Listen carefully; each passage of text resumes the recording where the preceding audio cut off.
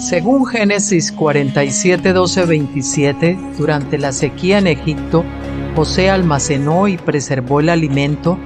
Para subsistir, la gente tuvo que venderlo todo y, al fin, incluso a sí mismos. Ese es el precio de vencer.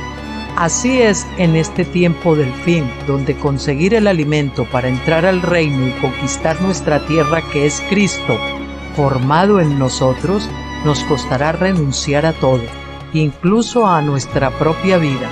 Pero a cambio de nuestro todo, tendremos su todo y reinaremos con él. Con ustedes, José.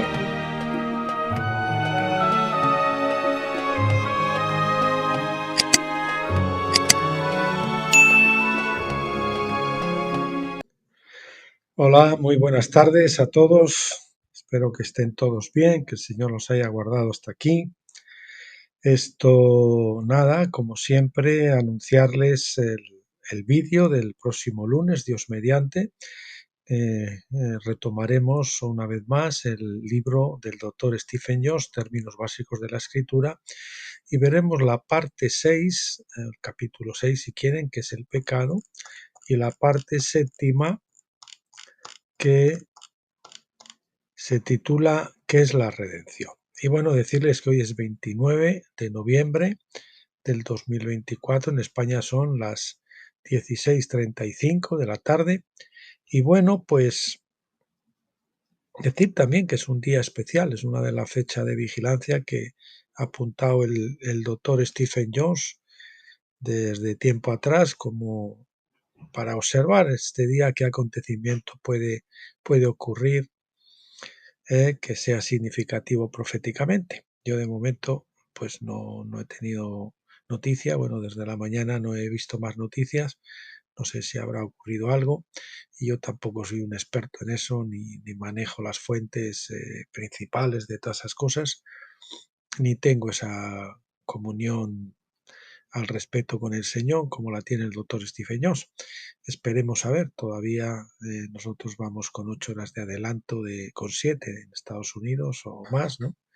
Y en fin, bueno, veremos a ver lo que pasa o lo que no pasa. Bueno, pues el que tenemos para hoy eso es el otro capítulo nuevo, el capítulo 19 del libro Deuteronomio, Segunda Ley, tomo 1 o libro 1, que habla sobre la historia del Éxodo, discurso 1, perdón, del doctor Stephen Jones. Y vamos a ver hoy el capítulo 19, los 10 mandamientos, y el capítulo 20. Bien.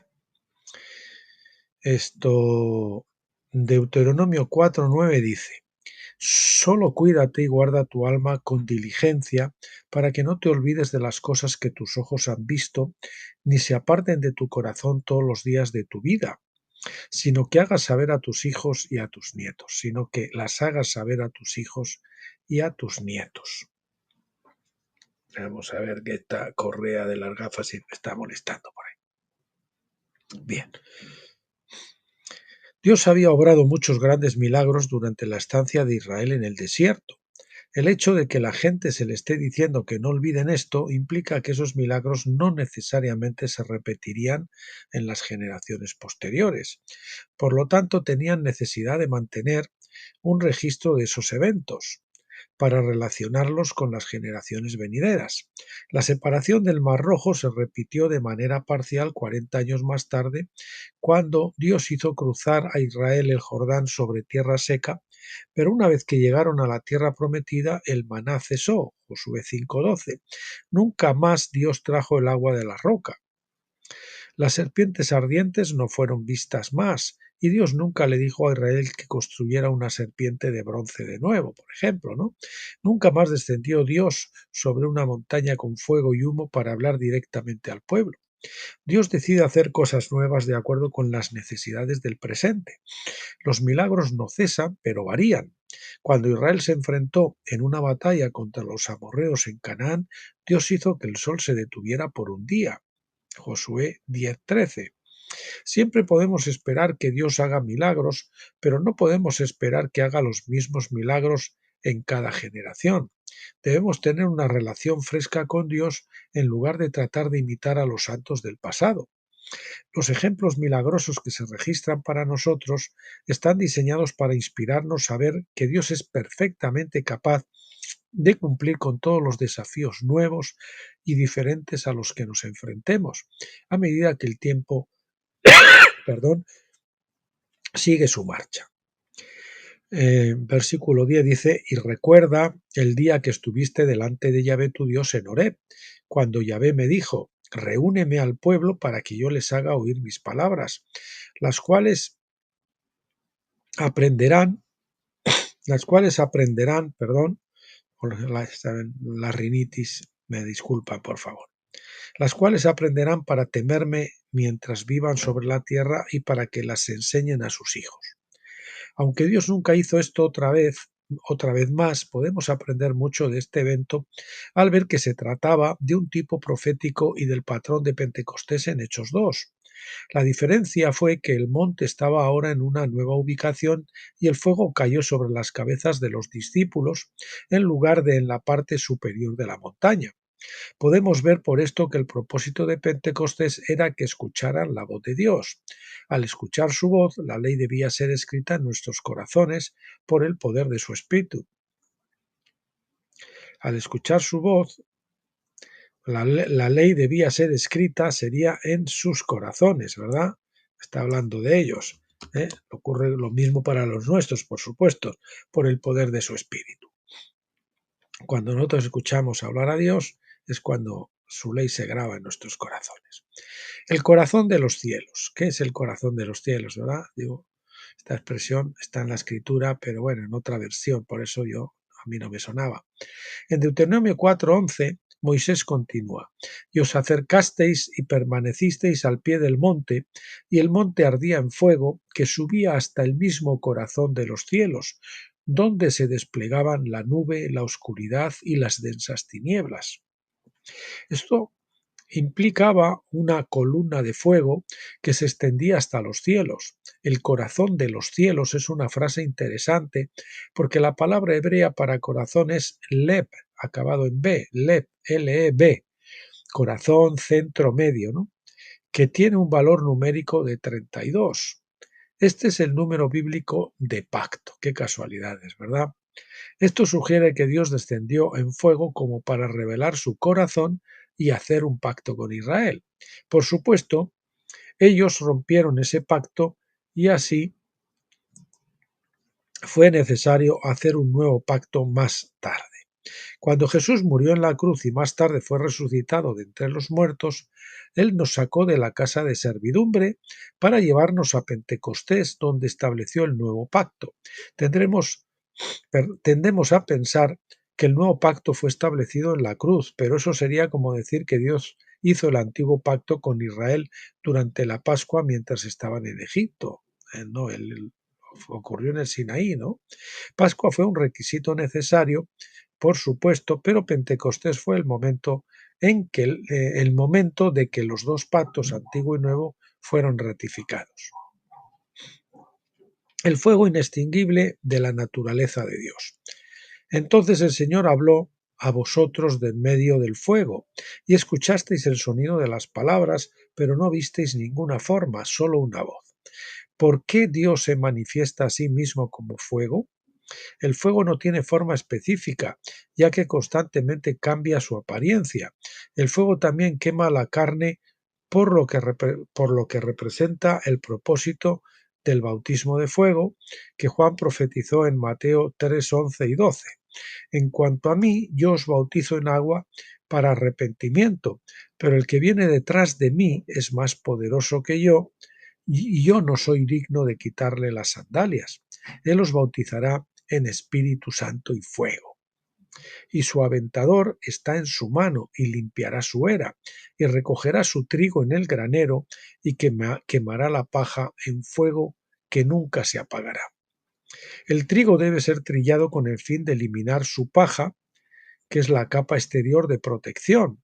La paja es quemada por el fuego. En otras palabras, el trigo representa a aquellos que experimentan Pentecostés, la iglesia en general, cuando experimenta Pentecostés. Y el fuego está diseñado para quemar la paja, que la paja son pues las obras carnales de los creyentes pentecostales.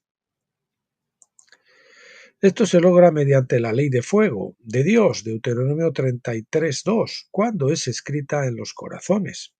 Juan el Bautista lo llama fuego inextinguible, porque nadie puede impedir que la naturaleza de Dios cumpla su propósito, y ningún ser humano puede apagarlo. Eso es lo que quiere decir fuego inextinguible, no el infierno en sí, como un fuego literal, sino que se refiere al bautismo de fuego que nadie puede apagar, que nadie puede evitar, que nadie puede impedir. Una vez que el Espíritu Santo nos bautiza con el Espíritu Santo y fuego, eso nadie lo puede detener. El verdadero Pentecostés no es un lugar de comodidad carnal, es un lugar donde la carne se quema y es crucificada con Cristo. Si no se quema ninguna carne, entonces no hay verdadero Pentecostés en la vida de uno. Si huimos del fuego, no somos diferentes de los hijos de Israel en los días de Moisés, quienes también huyeron y se negaron a escuchar el resto de la ley. Éxodo 20, 18 al 21. Si los hombres se niegan a escuchar la ley, entonces la ley no podrá ser escrita en sus corazones y Pentecostés será en gran parte simplemente una ilusión. Esto a mí me recuerda mucho a la zarza ardiente, ¿verdad? Todos nos llama la atención eso, pero acercarse a la zarza ardiente, cuanto más te acercas, ¿verdad? Como Moisés, pues te quemas, porque el fuego quema la carne. Entonces, pues muchos huyen del fuego, casi como muchos, yo lo repito, lo he repetido muchísimas veces, huyen del fuego por temor a eso, a que se queme su carne. Ellos, eso es doloroso y huyen porque prefieren quedarse como están, de alguna manera, ¿no? O sea, no son valientes a la hora de afrontar ese bautismo de fuego y atravesar el sufrimiento hasta salir del otro lado, purificados, ¿no? Pero merece la pena, por mucho que sea ese sufrimiento, porque el Señor sabe hasta cuándo podemos resistir y a cada uno le da la medida exacta para eliminar su carne completamente. Tablas de piedra, ¿sabe? No seréis tentados más allá de lo que podáis soportar. Moisés continúa en Deuteronomio 4:13. Epígrafe tablas de piedra, perdón. A Moisés continúa en Deuteronomio 4:13. Entonces él os anunció su pacto, el cual os mandó poner por obra, es decir, los 10 mandamientos, y los escribió en 2 tablas de piedra. Cuando los 10 mandamientos fueron pronunciados por primera vez en Éxodo 20, Dios no dijo nada acerca de escribirlos en tablas de piedra. Las tablas fueron necesarias solo después que el pueblo no quiso oír la voz de Dios directamente. Su negativa a escuchar por miedo indicaba lo que les indujo a resistirse en lugar de aceptar la ley. Por esta razón necesitaron un registro escrito de la ley para que la ley pudiera contener sus impulsos carnales hasta que pudieran oír su voz y ser cambiados por dentro. Así que vemos que Dios pronunció los 10 mandamientos en Éxodo 20, pero las tablas de piedras fueron ordenadas después en Éxodo 24:12 y dadas a Moisés finalmente en Éxodo 31:18. Esas primeras tablas se rompieron en Éxodo 32:19 y las nuevas tablas se hicieron en Éxodo 34 del 1 al 4. Esos 2 juegos de tablas profetizaban de los 2 pactos que Dios iba a hacer con nosotros. Bajo el primer pacto se violó la ley, se quebrantó la ley, pero en el segundo pacto la ley se guardó perfectamente por Jesucristo mismo. Entonces nosotros como creyentes somos instruidos a caminar en la misma forma como Él anduvo.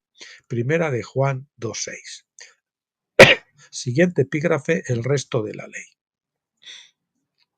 Moisés continúa en Deuteronomio 4:14, que dice: y el Señor me ordenó en ese momento que os enseñara los estatutos y decretos para que vosotros los pusierais por obra en la tierra donde iréis para poseerla. Los 10 mandamientos se resumían las 10 categorías principales de la ley de Dios. La comprensión de los mandamientos necesitaría más revelación. la cual se encuentra en los estatutos y decretos. Esa enseñanza más detallada fue necesaria debido a la negativa de Israel a escuchar la voz de Dios directamente. En Éxodo 20:19, el pueblo dijo a Moisés: habla tú con nosotros y nosotros oiremos, pero no hable Dios con nosotros para que no muramos. Si Israel se negó a escuchar a Dios directamente, ¿cómo iban a ser capaces de escuchar la voz de Dios a través de Moisés? Desafortunadamente, las personas no tenían oídos para oír, por lo que solo podían oír a Moisés mismo como hombre, porque escuchar a Dios produce fe. Escuchar a un hombre solo puede producir convencimiento mental en la gente, ¿eh? Cuando no tocamos el espíritu de la gente, solo tocamos su alma, no se producen efectos perdurables. La fe y la persuasión son dos cosas diferentes. El verdadero Pentecostés que Israel no pudo recibir en aquel momento nos da la capacidad de escuchar la voz de Dios, ya sea por revelación directa o a través de un mediador, como Moisés, los profetas o cualquier otro que esté inspirado por el Espíritu Santo. Por lo que el salmista escribe en el Salmo 40, sacrificio y ofrenda de comida no has deseado, mis oídos has abierto. Holocausto y ofrenda por el pecado no has requerido.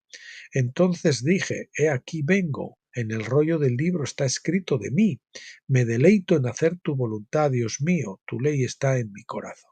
Entonces, cuando el esclavo era horadada a la oreja clavándosela contra el dintel, ¿no? O contra el poste de la puerta, ¿no? Que significa es cuando nuestros oídos son abiertos, cuando nos deleitamos, estamos de acuerdo con el Señor. Si Dios abre nuestros oídos, encontraremos la ley como una delicia, ya que estará dentro de nuestros corazones. Bien, vamos al capítulo 20, que dice imágenes talladas.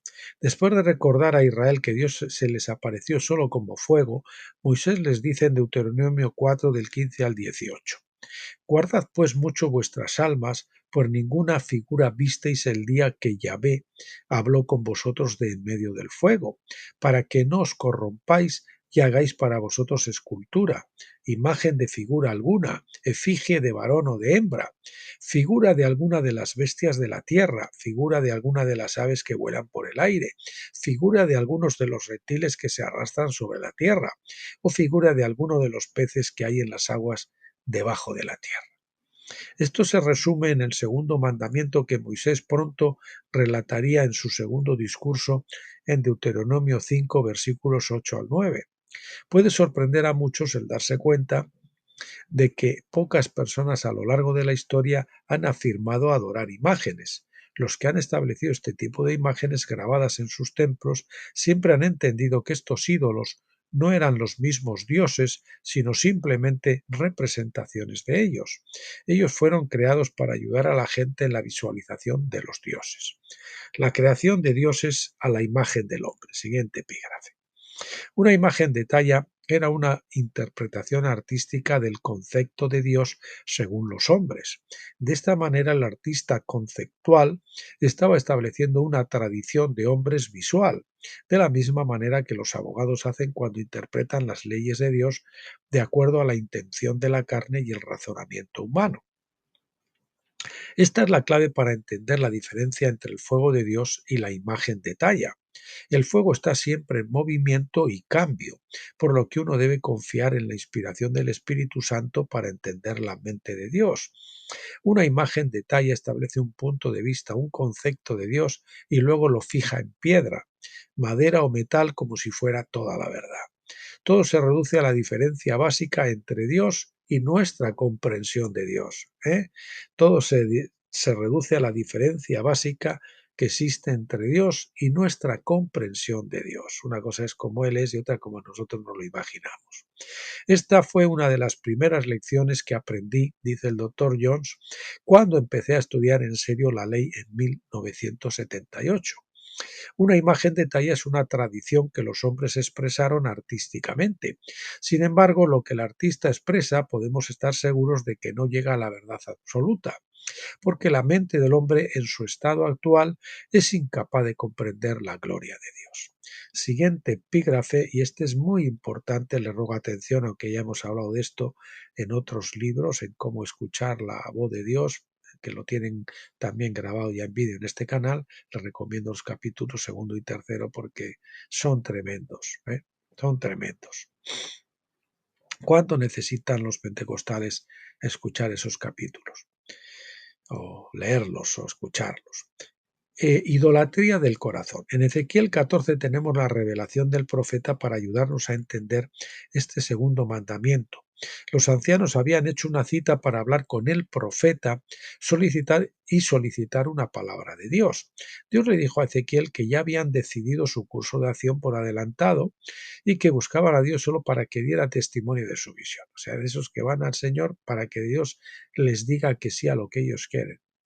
Pero si les dice que no, no le van a hacer caso porque ya tienen su decisión tomada. Ellos van a hacer lo que ellos quieren hacer, lo que les gusta hacer.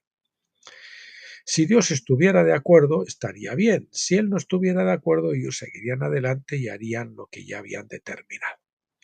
He aquí lo que dijo Dios en Ezequiel 14:3. Hijo de hombre, estos hombres han puesto sus ídolos en su corazón y han puesto delante de sus caras el tropiezo de su maldad. ¿Debería ser consultado por ellos? Un ídolo en el corazón es un punto de vista carnal que establece el carácter o voluntad de Dios. Cuando nos acercamos a Dios no debemos confiar en la mente carnal o en el razonamiento humano. Debemos llegar verdaderamente con una mente abierta para escuchar su voz y sin la oposición de ningún ídolo en el corazón, sin preconcepciones, ¿verdad? Cuando el Señor nos dice algo que se opone a nuestras preconcepciones, pues entonces tenemos que decidir si vamos a obedecer a Dios o vamos a tirar adelante con nuestras preconcepciones carnales. Nuestras nociones preconcebidas están tan arraigadas en nosotros que ni siquiera nos damos cuenta de los efectos que tienen sobre nuestros patrones de pensamiento y en nuestra vida de oración. En realidad son fortalezas, ¿verdad? De razonamientos, argumentos, ídolos, fortalezas que se han levantado y conceptos que tenemos, doctrinales o lo que sea, que nos negamos a cambiar porque creemos que eso es ya el sumum, es cátedra, y no nos damos cuenta que estábamos equivocados en la mayoría de las ocasiones porque a medida que vamos creciendo vamos viendo las cosas de una forma diferente y con mayor claridad. Bien, al suponer que sabemos toda la verdad sobre cualquier cosa, es decir, creer que ya hemos llegado y que ya nadie nos puede enseñar nada, que estamos en la cumbre de la espiritualidad, ¿no? Dejamos nuestros oídos y ojos cegados a todo lo que Dios podría decir sobre cualquier tema dado. Nos fijamos en el ídolo y asumimos que es Dios. Vamos a Dios en oración y la mayoría de las veces no entendemos la influencia de muchos ídolos en nuestro corazón. Incluso recibimos la revelación divina sin darnos cuenta de que la verdad absoluta puede ser incluso sesgada por esos mismos ídolos, cuando la revelación se filtra a través de nuestras almas. Si nosotros miramos con unas gafas negras, pues vamos a ver el panorama oscuro. Si nos ponemos unas gafas con cristales azules, vamos a ver el panorama azul. Por eso tenemos que ir con gafas transparentes para que el Señor nos diga exactamente cómo son las cosas. Escuchar la voz de Dios en sí no es el problema. Todos oímos su voz, nos demos cuenta o no. Dios siempre está hablando. Él no es un Dios silencioso. El verdadero problema es la idolatría del corazón. El problema es que los ídolos en nuestro corazón distorsionan, ahí está el color de las gafas, ¿verdad? De nuestra alma, distorsionan la palabra y nos hacen interpretarla de una manera que sea consistente con nuestra idea preconcebida. Queremos adaptar la palabra a nuestras preconcepciones en lugar de dejar que nuestras preconcepciones se adapten a la palabra, más bien, ¿no? Bueno, repito, el verdadero problema es la idolatría del corazón. El problema es que los ídolos en nuestro corazón distorsionan la palabra y nos hacen interpretarla de una manera que sea consistente con nuestra idea preconcebida. formada por una imagen de talla que nos hemos hecho en el interior, una imagen de talla mental, pero al fin y al cabo es una imagen. Una opinión sobre un asunto concreto que tenemos, también podemos decir, es una nota que he añadido yo, una opinión sobre un asunto concreto. En la raíz de esto está el orgullo humano, común a todos los hombres, orgullo por el cual asumimos que lo que pensamos que sabemos es, de hecho, la verdad. Por lo que pensamos que sabemos, por lo cual asumimos que lo que pensamos que sabemos es, de hecho, la verdad. Esa suposición no nos permite estudiar a fondo con oración para que el Espíritu Santo nos dé su opinión sobre el asunto. He visto esto muchas veces en mí mismo y en los demás. Doy gracias a Dios de que algunos ídolos muy impresionantes en mi propio corazón, dice el doctor Jones, se han derrumbado bajo el peso de la verdad en varias ocasiones, a pesar de que los terremotos resultantes han sacudido mi casa cada vez. Esto me hace preguntarme cuánto más todavía queda oculto para mí, y mi oración constante a Dios es que exponga los ídolos de mi corazón. Señor, expon los ídolos de mi corazón. Señor, expon los ídolos de nuestros corazones. Deje que el arca de Dios haga que el ídolo de Dagón, el dios pez, choque contra el suelo. O sea, se está refiriendo al pasaje de 1 Samuel 5, 1 al 4. Los filisteos pusieron el arca delante de la imagen de su templo, del templo de Dagón de ellos, y cada vez veían el ídolo, apareció tumbado caído al suelo, ¿no? y hecho pedazos, no roto. Eso es lo que tiene que ocurrir con nuestras opiniones cuando estamos delante del Señor. Mi propia experiencia en el desierto de la década de 1980, continúa el doctor Josh, no fue solo para aprender a escuchar la voz de Dios, se trataba de aprender a escuchar sin ídolos en el corazón. Cuando Dios trató con mi propio corazón, pude ver que mi condición era común a todos los hombres. Eso me hizo preguntarme cuántos de los muchos profetas conocidos y respetados en la Iglesia entendían este problema del corazón, ya que la mayoría de ellos nunca habían estudiado seriamente la ley. Suelo leer lo que dicen esos profetas. Alguna revelación, por supuesto, es simplemente falsa. Eso es de esperar. Sin embargo, gran parte de ella simplemente es distorsionada. La vemos a través de un espejo, como no vemos nítidamente, sino como a través de un espejo de esos de metal, se ve turbiamente, ¿no? Como a través de un velo, porque es que en Pentecostés no se atravesaba el último velo. Por ejemplo, muchos reciben profecías brillantes sobre Israel y de inmediato las interpretan según sus suposiciones de que el Estado de Israel es el Israel bíblico, lo cual dista mucho de la verdad. La revelación en sí puede ser absolutamente cierta, pero sus suposiciones preconcebidas hacen que se aplique de forma incorrecta. Recuerdo muchas veces en la década de 1980, dice el doctor Jones, después de recibir una instrucción divina, traté de hacer lo que Dios me había mandado, solo para fallar miserablemente. Confundido, dejé de tratar de cumplir con la palabra por mí mismo, añado yo. Que tenemos la palabra, el Señor nos da la palabra y nosotros queremos llevarla al efecto, implantarla nosotros. Por ejemplo, a mí me pasó muchos años después de recibir mi revelación de Finisterre, de mi libro Finisterre al borde del Jordán, Finisterre, lo último de la tierra, es decir, al borde del Jordán, que es el periodo que nos encontramos en que la tierra tiene que cruzar el Jordán espiritualmente. Y entonces, pues yo pues trataba de hacer de empujar tratar de hacer esa palabra profética, llevarla a la práctica por mí mismo, ¿no? Bueno, dice el doctor Jones, y unos años más tarde me encontré a mí mismo haciéndola de forma natural y sin esfuerzo, sino que uno lo deja en manos de Dios, y Dios, el Señor, es el que hace cumplir esa profecía, primero en nosotros y después en otros, nos va a usar para llevar esa palabra a otros. Entonces me acordé de cómo Moisés mató a un egipcio después de recibir la revelación de su identidad como un israelita y sabiendo que iba a ser el libertador de los israelitas, Éxodo 2:12. Es un ejemplo claro, ¿no? Moisés recibió la revelación y entonces él quiso por sus propias fuerzas, y lo que consiguió es matar a un egipcio, por usar la palabra, la espada a destiempo y mal en la carne, y tener que salir huyendo. Y entonces, después de ser tratado 40 años en el desierto, entonces ahora el Señor le dice, ahora estás listo para que yo lo haga a través de ti, sí, sin que a ti te cueste ningún esfuerzo ni nada. Solamente tienes que hacer lo que yo te digo y ser un vaso que yo pueda usar, ¿no?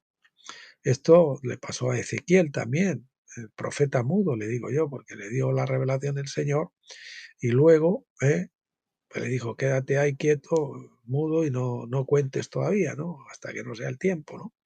Y a mí me pasó igual, siempre quería que yo estuviese callado, pero a mí me resultaba muy difícil y metía la pata muchas veces. Muy bien, pues nada, que sepamos dejar que el Señor cumpla la palabra en nosotros sin nuestra ayuda. Había tratado de cumplir, Moisés, de cumplir con la revelación por el poder de la carne y por la lógica de su mente carnal.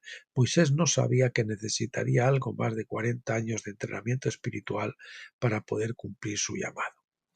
Aún así, Dios me había revelado en junio de 1982 que antes de que yo estuviera listo para el ministerio tendría 12 años de formación, pero era difícil de comprender o creer en el momento.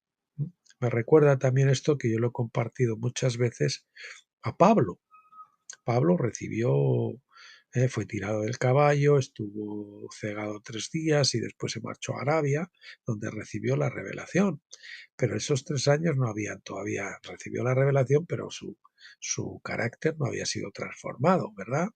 Y entonces, pues él trató de hacer eso por sus propias fuerzas. De hecho, dice que disputaba con los griegos, dice en el libro de los Hechos. Y entonces, después de eso, cuando los apóstoles lo sacaron y lo enviaron a Antioquía, entonces dice que las iglesias tenían paz en toda Judea. Cuando quitaron al alborotador, pues hacía eso. Nosotros leímos la revelación y tratando de cumplirla, levantamos 7 metros de muro, pero tiramos 10. Es lo que hacemos, ¿no? Desparramar.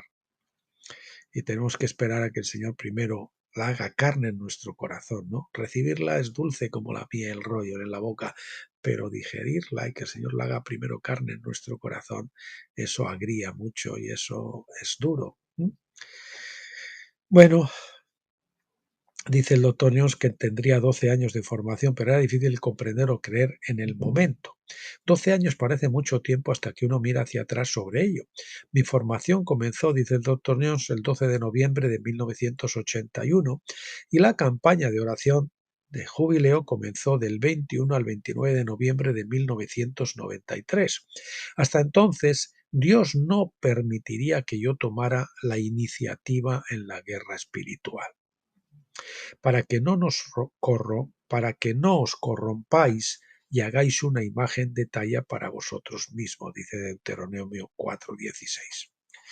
Bien, y he añadido yo aquí una oración mía, personal, sobre este tema de la idolatría del corazón, que a alguna persona le gustó mucho, y como esto va de idolatría del corazón, pues decidí incluirla aquí por si alguno de ustedes con estas o parecidas palabras u otras que ustedes quieran, pues quieren orar al Señor al respecto. Padre celestial nuestro, te rogamos que expongas toda idolatría en nuestros corazones. Permítenos poder estar delante de ti completamente desnudos de toda nuestra teología y doctrina preconcebida, por muy atávicas que éstas sean o por muy seguros que estemos de ellas. Que podamos salir de todo cajón denominacional y de tradiciones religiosas o eclesiásticas, porque tú eres más grande que cualquier denominación y que cualquier concepto carnal. Señor, que podamos estar dispuestos a cambiar o retocar nuestra teología tantas veces como sea necesario, que en tu luz veamos la luz. Quita de nosotros todo velo, Señor, afectos humanos y emocionales, gustos, preferencias. Perdón, un segundito. Bueno, perdón, que llamaron a la puerta un vecino y tuve que entregarle unas llaves. Muy bien, no sé dónde me había quedado. Vamos a ir Vamos a ir aquí al segundo párrafo. Quita de nosotros todo velo, Señor, afectos humanos y emocionales, gustos, preferencias, fortalezas y argumentos mentales, razonamientos humanos, altiveces, prejuicios, presunciones, puntos suspensivos. Conforme a tu palabra, destruye nuestras fortalezas, derribando los argumentos y toda altivez que se levanta contra el conocimiento de Dios y llevando cautivo todo pensamiento a la obediencia a Cristo. Despójanos, oh Padre, de toda afección humana, de cualquier apego a líderes o instituciones que esté por encima de ti. Padre bueno, que nuestros corazones sean prismas tan transparentes que reflejen tu luz tal cual, sin teñirla o distorsionarla con nuestras apreciaciones carnales subjetivas. Danos la gracia de una justa apreciación de nosotros mismos, conforme a la medida de fe y de la madurez del Cristo que has formado en nosotros, para que no nos veamos ni más chicos ni más grandes de lo que tú nos ves, y que en todo sigamos creciendo hasta la estatura del varón perfecto que tú pensaste para nosotros. Señor, que nosotros queramos y creamos lo que tú crees y quieres. Haznos dóciles y sumisos al silbo apacible del Espíritu Santo, como oraba uno de tus hijos ilustres. Dobléganos, Señor, doblega a tu iglesia. Creo que era Chris Evans. Ensancha nuestros corazones, oh Dios, para que podamos correr por el camino de tus dichos, como dice Salmos 119:32. Ensancha el sitio de nuestra tienda, Isaías 54:2. Oramos en el precioso nombre del Señor Jesucristo, tu amado Hijo y Señor nuestro. Amén. Bien, siguiente epígrafe, la serpiente de bronce. Entonces, ¿por qué le dijo Dios a Moisés que construyera una serpiente de bronce en Números 21:8? ¿No era una escultura? Si es así, entonces, ¿por qué eso no fue pecado? En primer lugar, si fue ordenado por Dios mismo, entonces no fue motivado por el razonamiento humano de la mente carnal. De hecho, no había ninguna razón lógica para creer que mirar a una serpiente de bronce podría curar a la gente cuando eran mordidos por las serpientes ardientes del desierto. Ninguna lógica carnal habría concebido tal solución. En segundo lugar, no era para ser adorada como Cristo, sino que era sólo un tipo profético, Juan 3:14. La construcción de una imagen de talla no es una violación del mandamiento. El problema es cuando se adora. Cuando tiempo después fue adorada, Dios le dijo al rey Ezequías que la destruyera. Segundo de Reyes 18, 3 y 4 dice: hizo lo recto ante los ojos de Yahvé, conforme a todas las cosas que había hecho David su padre. Él quitó los lugares altos y quebró las imágenes y cortó los símbolos de Asera, e hizo pedazos la serpiente de bronce que había hecho Moisés, porque hasta entonces le quemaban incienso los hijos de Israel, y la llamó Nehustán. Nehustán significa algo hecho de cobre o bronce. Nekchas es la palabra para bronce, y Najas significa culebra, Najas con H, intercalada, Najas o Naas, no sé si no se pronuncia, que significa culebra o serpiente. Estas dos palabras se escriben con las mismas letras hebreas, que solo difieren en la pronunciación. Muy bien, pues aquí terminamos nuestra singladura de hoy. La próxima vez que abordemos este libro de Deuteronomio, pues continuaremos con el capítulo 21, una correcta visión de las estrellas, y el capítulo 22, que se titula Efectos de la desobediencia de Moisés. Muy bien, mis queridos amigos hermanos, gracias por acompañarme hasta aquí esta semana. Bendecirles a todos en el nombre del Señor Jesucristo, rogarle que les conceda a todos la preciosa luz de la Shekinah, como saben, más potente, más nítida, más profunda que la maravillosa, sí, maravillosa, pero escasa, comparado con la Shekinah, luz de la Menorá, porque la Shekinah es la gloria de Dios. Y entonces, pues aparte de eso, también pedirle al Señor que este fin de semana les conceda un fin de semana excelente, que disfruten, que descansen y que puedan estar en la comunión del Señor. Hasta entonces, hasta el lunes próximo, pásenlo bien.